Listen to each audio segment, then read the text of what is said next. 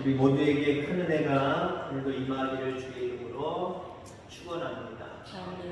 시편 23편의 말씀은 하나님은 어떤 분이신가, 우리가 믿는 하나님은 어떤 분이신가, 그것에 대한 짧은 해답임과 동시에 내가 의지하고 따르는 하나님은 나에게 어떤 하나님인가 라고 하는 신앙 고백과 같은 그러한 말씀입니다.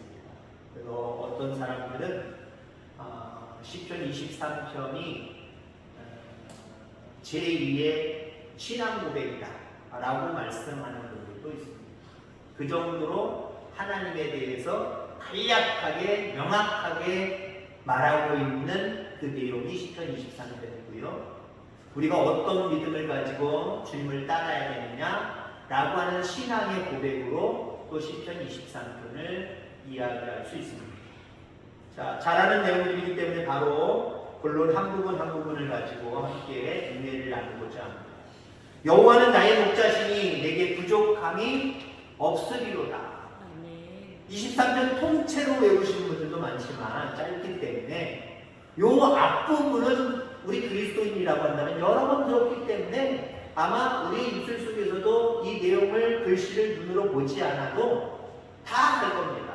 여호와는 나의 목자시니 내게 부족함이 없으리로다. 문제는 뭐냐? 그걸 내가 외우고 있다, 알고 있다가 문제가 아니라 너무 명확한 말씀이지만 정말 그 하나님인 걸 내가 믿느냐? 이게 참 중요한 거예요.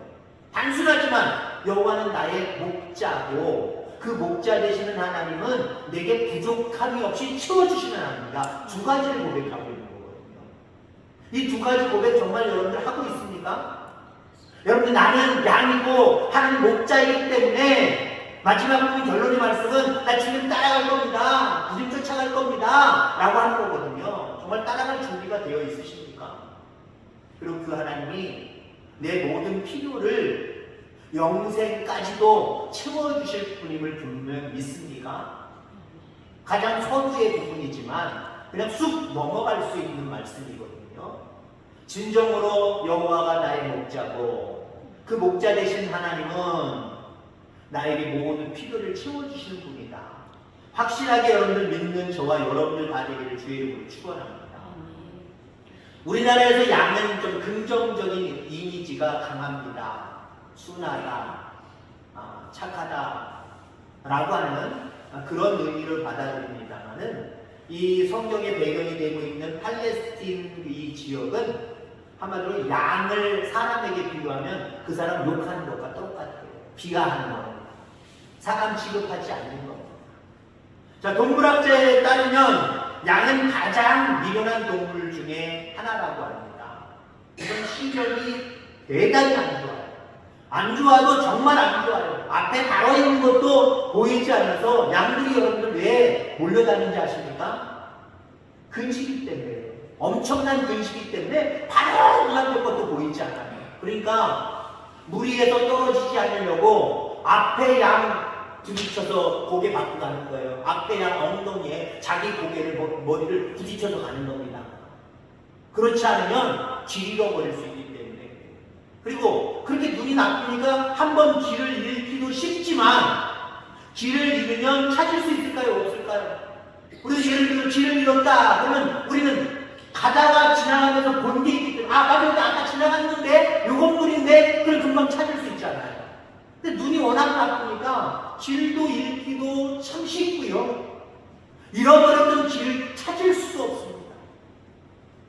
자, 뿐만 아니라 이가 다 넓적하답니다. 우리 이는 어떻습니까? 우리 이는 여러 가지 한 세 종류의 이가 있죠. 앞니, 송곳니, 어금니. 그래서 자르고 잘려도 자르고 그래서 뒤에서는 샥샥 찝어서 꿀꺽 넘기고 하나님 인간을 얼마나 사랑하시는지 거기에 비하면 양을 덜 사랑하셨다고 합니다. 다 어금니 같은 그런 일들밖에 없답니다. 그러니까 그냥 씹어도 계속 그 크기 겉모습이 계속 남아있어서 우리는 벌써 한 숟갈 먹고 두 숟갈 먹고 세 숟갈 먹을 때 양들은 한 입을 넣고도 수십 분을 계속해서 씹는다고 합니다. 그러니까 하루 종일 먹어야 겨우 배부른 정도이지 우리처럼 하루 종일 먹는다 그러면 그 사람 돼지 아닙니까? 말 그대로. 뚱뚱한 사람이지요. 먹기 좋아하는 사람이지요. 근데 여러분들, 이 양들은 어금니 때, 이가 그렇게 생겼기 때문에 그렇다는 거예요.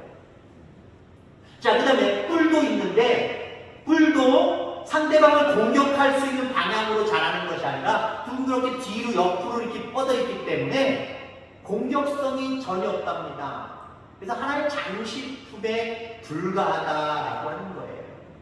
자, 그렇게 종합해보면 동물학자들에 의하면 양은 절대적으로 목자가 필요한 동물이다 라고 단언지어 이야기합니다. 다른 동물들은 알아서도 삽니다. 알아서 살아요. 근데 이 양은 반드시 목자가 있어야 됩니다. 우리 또한 그렇지 않습니까? 아무리 만물의 영장이라고 똑똑한 척해도 우리도 인생을 살다가 잘못된 일로 들어서고 길을 잃어버리고 어떻게 하면 좋아 하는 일들이 비일비재하잖아요. 그런 여러분들에게 우리 하나님은 여러분들의 목자가 되어주시는 줄 믿기를 주의 이름으로 축원합니다. 2절에 그가 나를 푸른 풀밭에 누이시며 실만한 물가로 인도하시는도다. 저 어렸을 때요, 소는 안 되고 송아지나 아니면 염소 이런 것들 부서가 가다가 저기 어디 꼴에 보다가 이렇게 말도 박아놔라 그러면 학교 가는 길에 우리 집 논이나 밭 근처에다가 말뚝 박아놔요. 특히 저 같은 경우는 염소 같은 거 많이 있지. 아무데나 숨어놔도요, 내 거라는 인식만 있으면 아무데나 우리나라는 그냥 풀려놔도 알아서 거기서 똥 싸고 거기서 먹고 그러고 있다가 저녁 때 끌고 오기만 하면 돼요. 근데 팔레스틴 지역은요, 가도 모래입니다. 가도. 황량한 들녘밖에 없고요. 수십 분, 수시간을 가야 겨우 푸른 풀밭 그리고 쉴만한 그 물가가 나온다는 거예요. 자, 양은 반드시 4가지 조건이 충족되어야 눕는다라고 하는 겁니다. 푸른 풀밭에 우리를 누이시는데 하나님이 양들은 반드시 4가지가 있어야 충족돼야 눕는데 주인이 목자가 누우라고 해서 양들이 눕겠습니까? 야, 이게 자유 시간이야, 누워! 아니요, 못 눕는답니다. 4가지가 반드시 충족돼야 양들은 눕는데요. 그 4가지가 뭐냐? 모든 두려움에서 자유해야 된다는 거예요. 야, 역시 여기는 아무 위험이 없어! 이걸 자기 스스로 느껴야 거기에 눕는 겁니다. 또 한 가지는 모든 해충에서 벗어나야 된다는 거예요. 물고 뜯고 하는 해충들, 기어다니면서 막 꼼짝꼼짝 올라오는 이런 해충들, 이게 하나도 없어야 눕는다는 거예요. 또 3번째는요, 물이잖아요. 양들은 물이잖아요. 물이끼리 치고받고 서로 싸우는 일이 없이 평화로워야 누울 수 있다는 겁니다. 그 다음에 배고프지 않아야 누울 수 있다는 거예요. 생각해보세요. 4가지. 하나라도 어그러지면, 3가지는 괜찮은데 하나라도 어그러지면 양들은 못 눕는데요. 우리는 어떻습니까? 이 4가지 부분들 더 가지치기 하셔도 돼요. 다른 건 다 좋은데 요것 때문에 잠이 안 오고 요것 때문에 누워도 누는 게 아니고, 여러분 우리의 모습들이 그렇잖아요. 근데 우리 하나님은 그런 상황 속에서도 우리를 편히 눕게 하시는 하나님이심을 기억하기를 주의 이름으로 축원합니다. 마태복음 11장 28절 보니까 수고하고 무거운 짐진 자들아 다 내게로 오라, 내가 너희를 편히 쉬게 하리라 라고 말씀하고 계십니다. 자, 우리의 목자 되시는 하나님은 우리를 모든 두려움에서 자유케 하시는 분입니다. 그 어떤 공격에도 방어하시고 막아주시는 분이고요. 사람들과의 관계 속에서도 그 관계를 회복시켜 주시는 분이고요. 영적으로도 배부르게, 육적으로도 배부르게 굶지 않도록 인도하시는 하나님이십니다. 그 하나님 앞에 모든 것들을 맡기고 그 하나님의 은혜를 입으면 편히 쉴 수 있는 거예요. 마음의 평강을 얻을 수 있는 거예요. 이 목자로 말미암아 어떤 상황 속에서도 여러분들 편히 누울 수 있는 평강의 은혜가 넘치게 되기를 주의 이름으로 축원합니다. 내 영혼을 소생시키시고 자기 이름을 위하여 의의 길로 인도하시는 도다. 하나님 우리가 영적 침체와 시험으로 타락하셨을 때 그 영혼을 소생시켜 주신 분입니다. 다시 살리신다라고 하는 의미가 있어요. 거듭난다라고 하는 그런 의미가 있습니다. 자, 우리의 영혼이 자꾸 시들어가고 우리의 영혼이 자꾸 죽어가는 이유가 뭘까요? 소생해야 되는데, 늘 날마다 건강하게 다시 살아나야 되는데 왜 자꾸 시들시들하고 왜 자꾸 우리의 영혼이 죽어갈까요? 죄 때문이라는 거죠. 욕심 때문에 그렇다라고 하는 겁니다. 자, 우리에게 어떤 죄가 있습니까?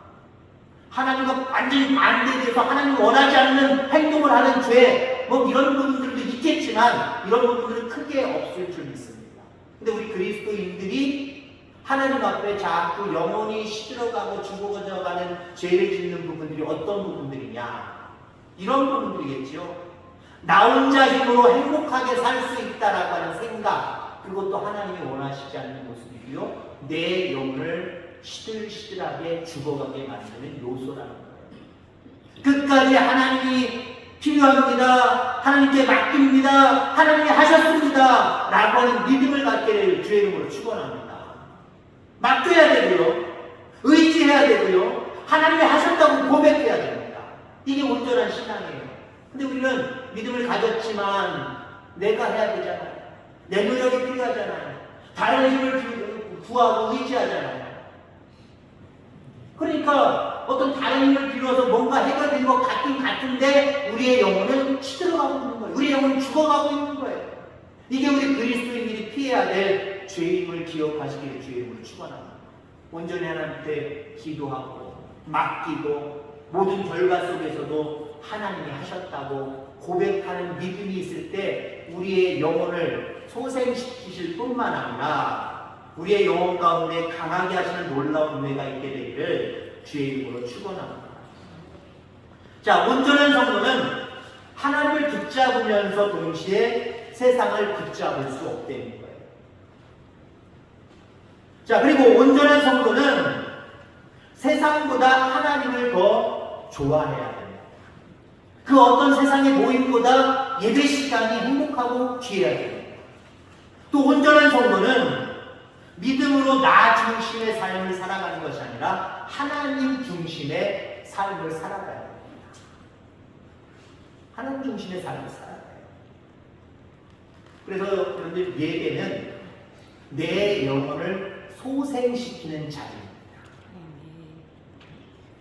여러분 우리가 아무리 안 시들어갈 것 같고 안 죽어갈 것 같지 우리 영혼이요. 그냥 저절로 시들어가고요. 저절로 죽어갑니다. 근데 여러분들 예배의 자리는 나를 심폐소생시키는 생명의 자리입니다. 나를 다시 살리는 그 은혜의 자리입니다. 이 은혜의 자리를 늘 기억하면서 살아갈 때 여러분의 영혼이 잘 되고 범사가 잘 되고 강건해지는 놀라운 은혜가 있기를 주의 이름으로 축원합니다.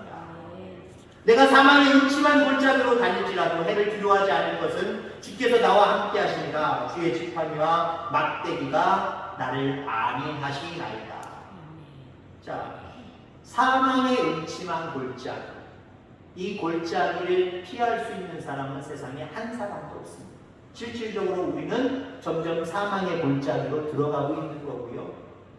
또 우리가 믿음이 연약해지고 나약해질 때 영혼의 사망의 골짜기로 잠깐 들어갈 수도 있는 겁니다.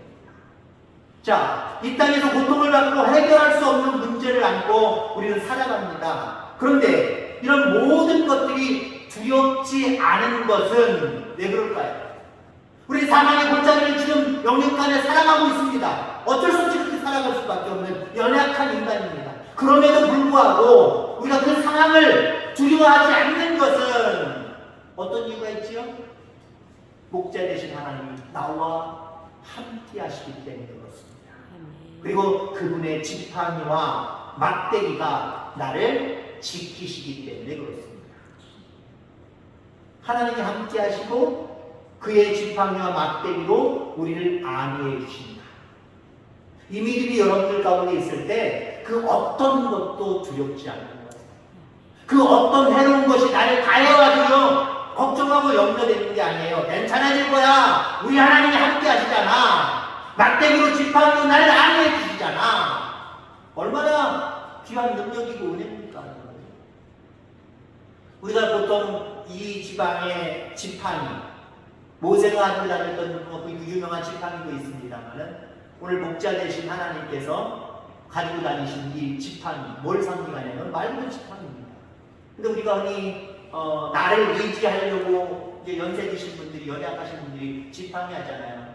그 지팡이 대고 어떻습니까? 내 가슴 다 밑에예요. 허리쯤 와요. 왜? 그래야 딱 이게 의지하기 딱 좋으니까. 근데 여러분들, 목자들이 가지고 다니는 그 지팡이는요, 특징이 있습니다. 적어도 사람 키만 해요. 아니면 그 이상입니다. 여러분, 예수님 나오는 어떤 영화 보신 적 있습니까? 예수님도 자기 키보다 큰 거 지팡이를 중간에 들고 이렇게 하고 다니시잖아요. 그리고 또 하나 특징이 있습니다. 우산처럼 끝부분이 이렇게 휘어져 있습니다. 그 휘어져 있는 이유가 뭔지 아십니까? 말 그대로 지팡이로 우리를 보호하시기 위해서입니다. 우리로 예표할 수 있는 양들은 아까 얘기했죠. 미련합니다. 특히 눈이 안 좋습니다. 어디가 다른 길인지, 어디가 잘못된 길인지, 앞에 돌멩이가 튀어나와 있는지 안 나와 있는지, 앞에 냇가가 있는지 없는지, 앞에 남떨어지가 있는지 없는지 전혀 볼 수가 없어요. 조금만 한눈 팔면 저기 처박혀 있고, 조금만 가만히 있으면 저기 처박혀 있는 게 양들의 특징입니다.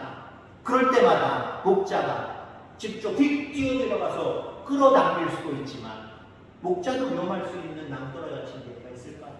접근할 수 없는 그런 부분이 있을 때가 있을 거 아닙니까? 그럴 때 어떻게 해요?